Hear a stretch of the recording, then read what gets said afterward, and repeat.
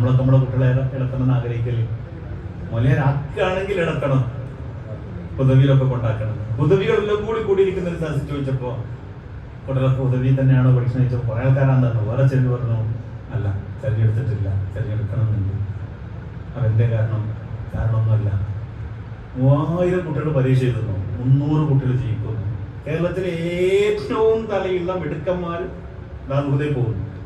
അതിൽ 300 കുട്ടികൾ ജയിക്കുന്നു, ബാക്കി 2700 എണ്ണം പുറത്താകുന്നു.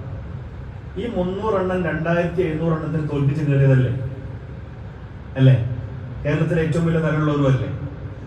അതുപോലത്തെ ഒരു ആലോചന. ഞങ്ങൾക്ക് ഹ്യൂമാനിറ്റീസ് ആണല്ലോ പഠിച്ചത്, ഞങ്ങൾക്കും പറയിക്കൂടായിരുന്നോ, ഡോക്ടർ ആയിക്കൂടായിരുന്നോ? പള്ളിയുടെ മിഹ്റാബിൽ നിന്ന് ഖുതുബ ഓതിയിട്ട് ഓപ്പറേഷൻ തിയേറ്ററിലേക്ക് പോകുന്നു. അല്ലാഹു സാധിപ്പിക്കട്ടെ. പള്ളിയുടെ മിഹ്റാബിൽ നിന്ന്, മിമ്പറിൽ നിന്ന്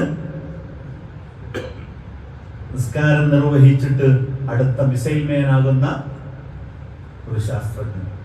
നടക്കൂലേ? നടത്തിക്കൂടെ? ഞങ്ങളങ്ങനെ ഉണ്ടാകുന്ന ബന്ധപ്പെടുന്നത്.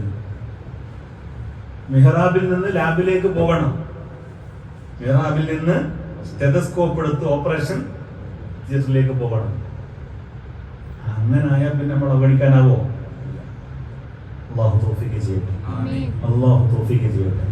ദീൻ അറിയുന്ന, ദുനിയാവ് തിരിയുന്ന, ആതിനാ ഫിദ്ദുനിയാ ഹസന വഫിൽ എന്ന ചിത്രം പേറുന്ന ഒരു തലമുറ നമുക്ക് വാർക്കാനാണ്.